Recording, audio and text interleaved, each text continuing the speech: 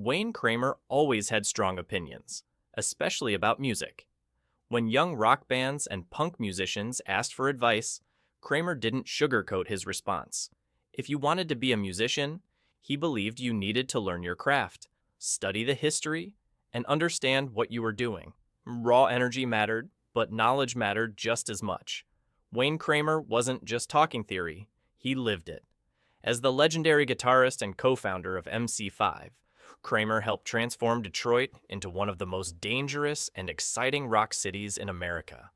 The MC5 didn't wait for permission. They created their own momentum, their own sound, and their own mission. In a revealing interview later in life, Kramer finally named the 10 musicians who shaped his revolutionary style. His choices surprised many people. While some names were rock legends, others came from jazz, blues, and avant-garde music, proving that the MC5's explosive sound had much deeper roots than punk alone. Kramer built his career on volume, urgency, and rebellion.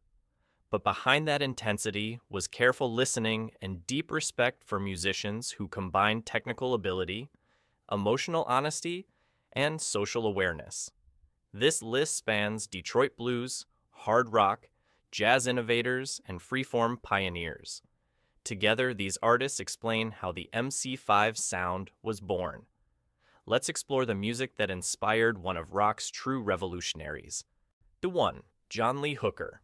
At number 1, Wayne Kramer placed John Lee Hooker, the heart of Detroit blues. Hooker taught Kramer that music's deepest power comes from groove, feeling, and commitment, not complexity. His one-chord boogies created hypnotic, trance-like energy. Kramer watched Hooker perform in Detroit clubs and learned about unstoppable rhythm and primal drive. The MC5's relentless momentum came directly from Hooker's influence. Hooker showed Kramer that all revolutionary music rests on truth. Wayne Kramer's list reveals something powerful. Behind the noise, the volume, and the rebellion was deep respect for musicians who combined skill, spirit, and purpose. What do you think of Wayne Kramer's inspiring choices? Do these artists represent the true foundation of revolutionary music? Let us know in the comments.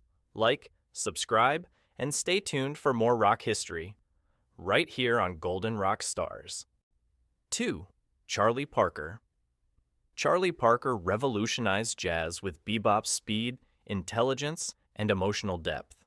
When Kramer discovered Parker as a teenager, his entire understanding of music expanded. Parker proved that discipline and freedom could coexist. His improvisations were complex yet immediate, intellectual yet emotional. From Parker, Kramer learned that true freedom comes from mastery, not ignorance. 3. Albert Ayler. Albert Ayler's free jazz was raw, spiritual, and terrifyingly honest. His saxophone playing ignored convention and reached straight into emotion. Kramer heard in Ayler the blueprint for the MC5's intensity. Ayler showed that music could be aggressive, beautiful, and transcendent at the same time. He didn't bend tradition, he destroyed it. That fearlessness inspired Kramer to translate free jazz chaos into electric guitar. 4. Sun Ra. Sun Ra took music beyond Earth. His cosmic jazz blended avant-garde experimentation with Afrofuturist philosophy, mythology, and theatrical performance. For Kramer, Sun Ra proved that music could be completely free while still carrying deep meaning. Sun Ra broke every rule and created entirely new worlds in the process. His refusal to compromise for commercial success resonated strongly with Kramer.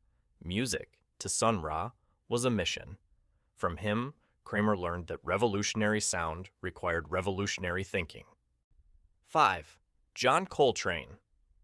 John Coltrane showed Wayne Kramer that music could reach beyond entertainment into the spiritual realm.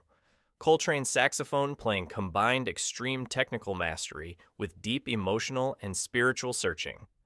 Albums like A Love Supreme demonstrated how improvisation could become meditation.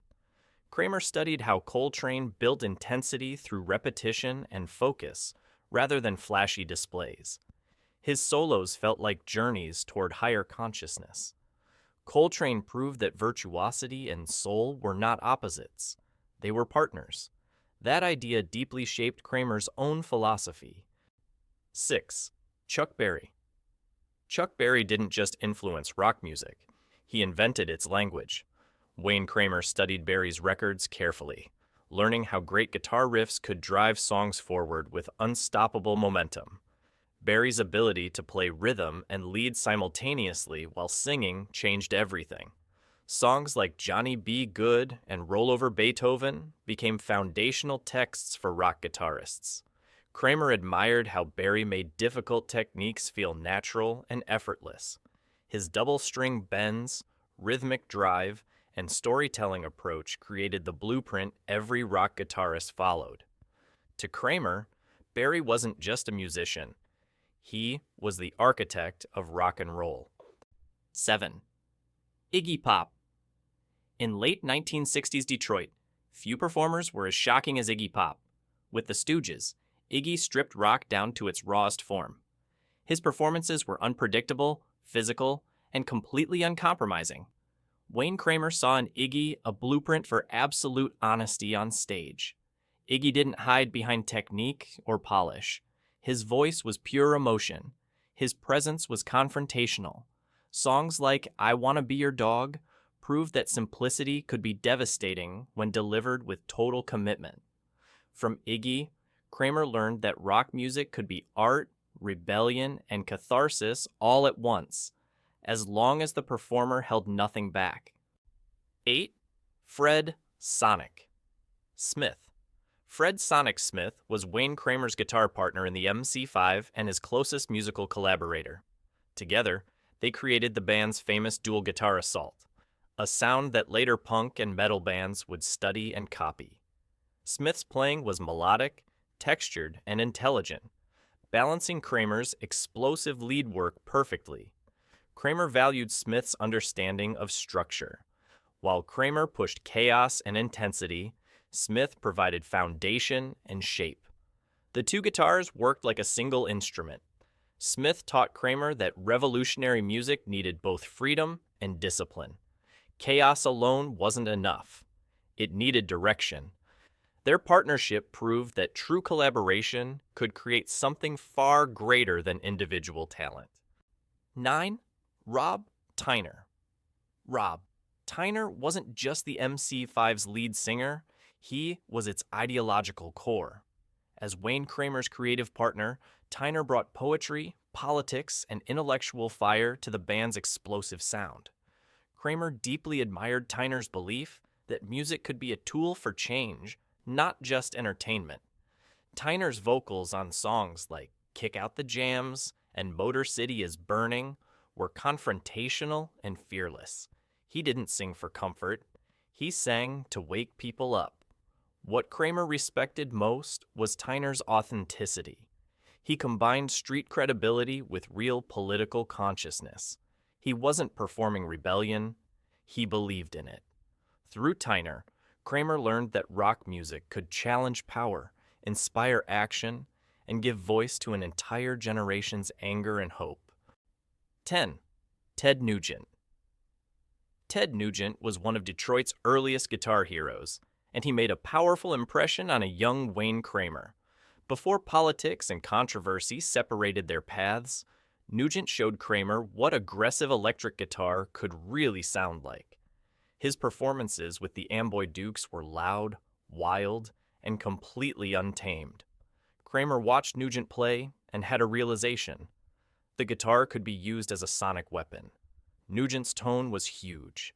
His energy was physical. His solos felt dangerous. Kramer absorbed those lessons early, learning that rock guitar wasn't just about notes. It was about impact. Although their later careers moved in opposite directions, Kramer always acknowledged Nugent's early role in shaping Detroit's hard-edged guitar culture. That raw Motor City intensity became part of the MC5's DNA.